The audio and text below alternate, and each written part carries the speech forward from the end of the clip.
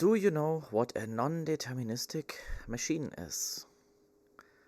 And did you know that non-deterministic machines can solve NP-hard problems in polynomial time? So let's take a dive into it. No one has ever implemented a non-deterministic machine. Okay, no one is a quite bold statement, but I implemented a non-deterministic processor as an emulator, so emulated on a CPU, but you can also build it in real hardware on silicon, and it will behave like a quantum computer with a certain amount of qubits. So for instance, I started this non-deterministic processor with 20 qubits.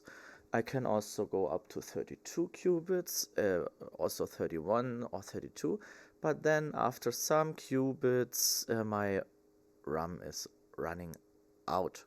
So what is a non-deterministic CPU? At first I will explain to you the deterministic parts of the CPU. You have so you can check it out on GitHub. It's called ndcpu. I will put the link into the description.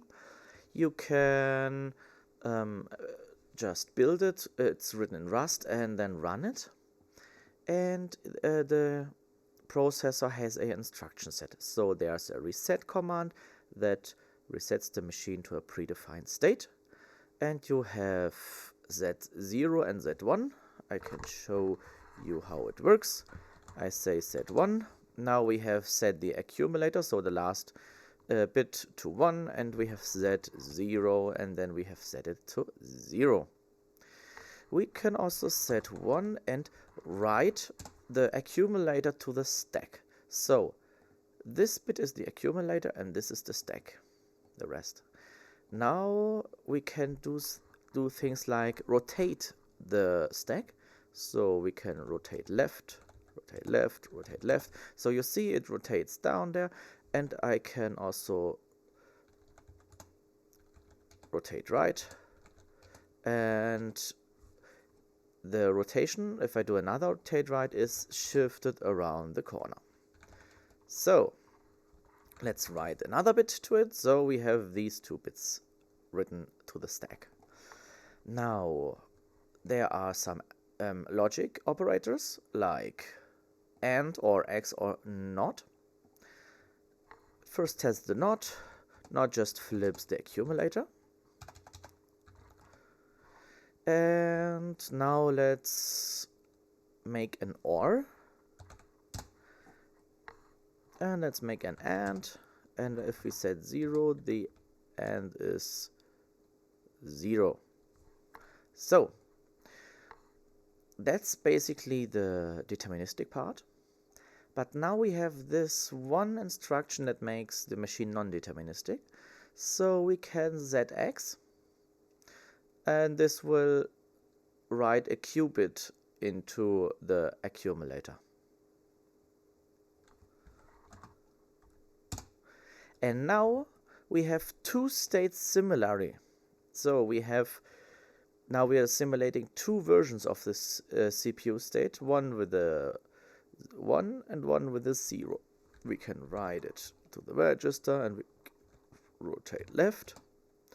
And now we can guess another value, write it to the register. We can rotate left, guess another value, write it down. So what we did now is that we have an exponential blow up. So we have 8 states that the CPU is in similarly.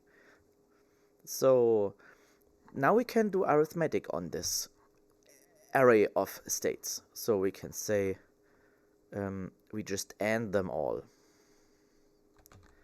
And rotate right, and rotate right, and rotate right, and.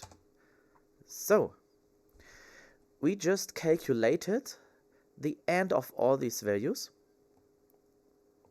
and we came up with only for this line the AND is 1. So it's basically a stack machine that you can compute a lot of states similarly.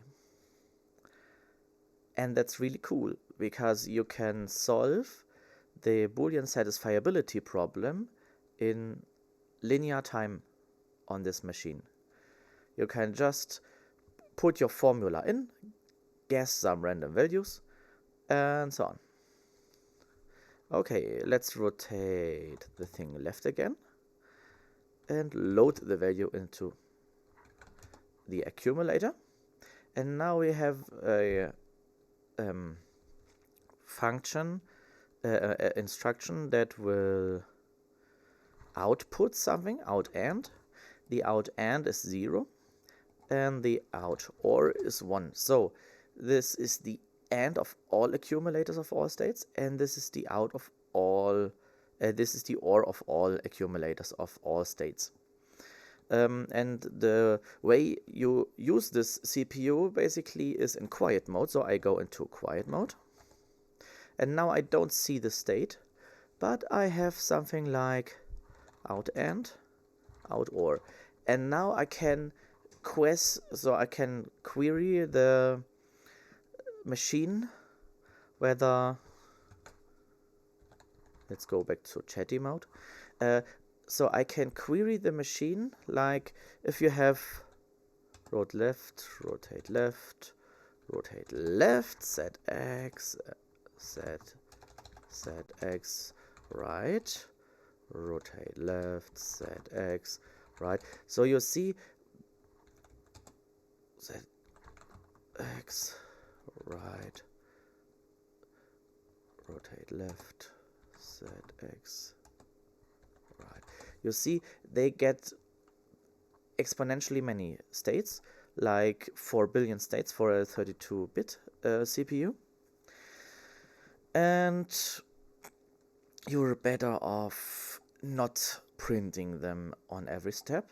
So basically you have a program that you run on this, like set x, rotate left, set x, rotate left, set x, rotate left, and then you roll back the stack with AND or X or right read, something like this. And this is how you evaluate the function, and then you ask with a out AND, for instance, or if the formula was a tautology, or with an out OR if the formula was satisfiable. And you can encode any NP-hard problem in this non-deterministic machine, and as soon as you implement this machine in hardware with something more like 32 non-deterministic bits, with something more like 32 qubits, then you will get really decent quantum machines without using quantum effects, but just with throwing hardware at the problem. So if we have a 32-bit machine, the machine occupies about 512 megabytes of RAM, and with a 33-bit machine you will have 1 gigabyte of RAM. So at some point you reach the limits, but the algorithm is very efficiently implemented with bit vectors and so on. Just check out the code, try it yourself.